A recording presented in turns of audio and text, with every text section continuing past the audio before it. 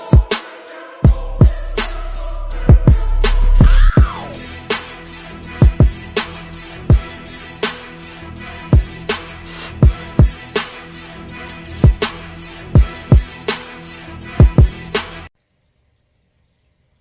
right, so some of y'all might not know who this is. Some of y'all do know who this is. Mr. CheckMate. You know, some of y'all don't know our story, but it's not about our story right now. It's about his story. So I wanted to ask you a question, right? And these videos right here is for educational purposes and also entertainment for you to enjoy our stories. Now, with that being said, shall we begin? So now, let me ask you a question. The feds. What's the difference between the feds and the state?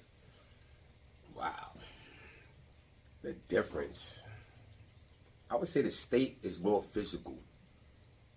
The feds is more mental. See, the feds got a lot of top players in there. Shot callers, gang leaders, real gang organized leaders like Lord Gino, Doc Holliday, King Blood, OG Mac, Rod Diggs, let's go on. So heavy hitters from cartel bosses to, you know, kingpins. Then on top of that, it's more international because you don't just got the 5 boroughs like the state do. So you got players from all around the world in the feds. So you dealing with different mentalities of people. That's the difference between the feds and the state. So the feds, right? All right, so the no snitching policy in the feds, let's just say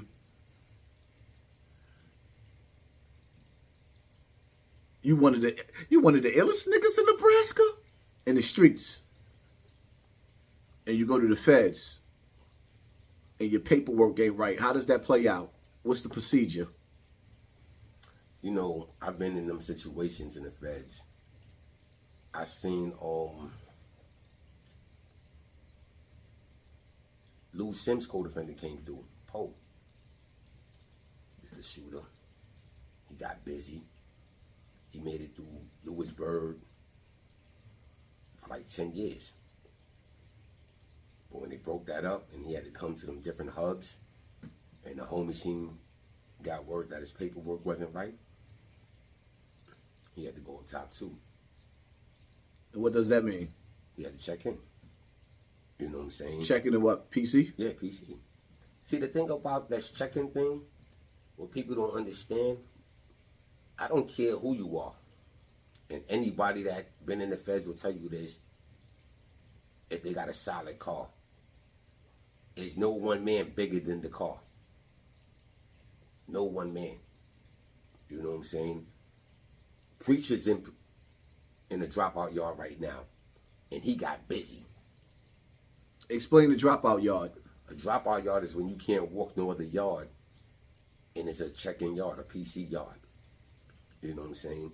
Because either you hot, you told on something institutional which made you hot, or you owed a bill to the point now that you can't pay and your people sent you up, and everywhere you going, you get into a situation with your peoples, they send you up, they'll put you in a dropout yard. That's what a dropout yard is. You know, it's amazing when you said preacher. Out of all dudes, preacher, I don't care what nobody say, man. Preacher's like, to me, top shotter as far as getting busy, his crew. I don't put nobody's crew above preacher's crew because of the level of things and the level of bodies that preacher dropped. I mean, when you sit back and you think about the news clippings where you got Rich Porter, little brother, finger in the McDonald's box.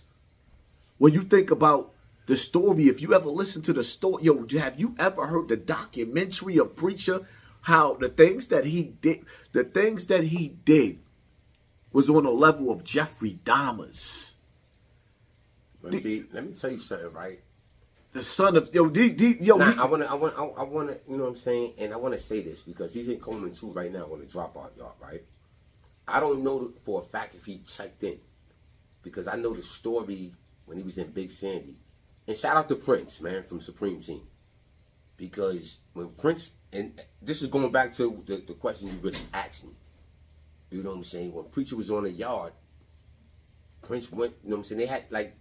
Let me explain to you how things. Him and Prince had an altercation. Yeah, you know what I'm saying. And this is how things just really ran in the feds. Preacher's over here somewhere. Prince and other people's talking, and they like, yo, he hot. He gotta go. Boom, boom, boom, boom.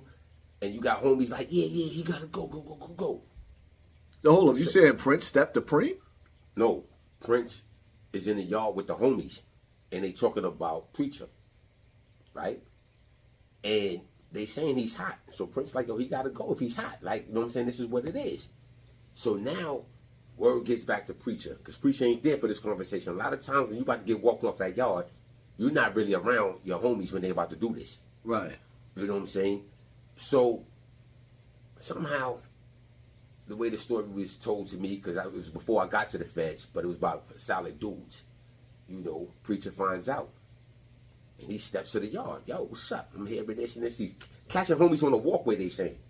And he's literally telling them, like, yo, what's up, man? Yo, nah, we ain't say that. I don't got nothing to do with that. So when he see Prince, because, you know, dudes putting people names in the air, whatever. And he stepped to Prince. Like, yo, what's up? I heard you got my name in your mouth. Blah, blah, blah. And Prince stood on his business. Got knocked out, but he stood on his business. So this is why I respect Prince. Yeah, I heard son is a black belt. Yeah, he's nice with his hands. He's not going for it. Preacher's a monster you know what I'm with saying? his hands. He's not no sucker. You know what I'm saying? But I respect Prince more because he knew he didn't have no wins. Now maybe if it was with the guns, might have been a different story. Because the boy's a shooter too. But what I respected was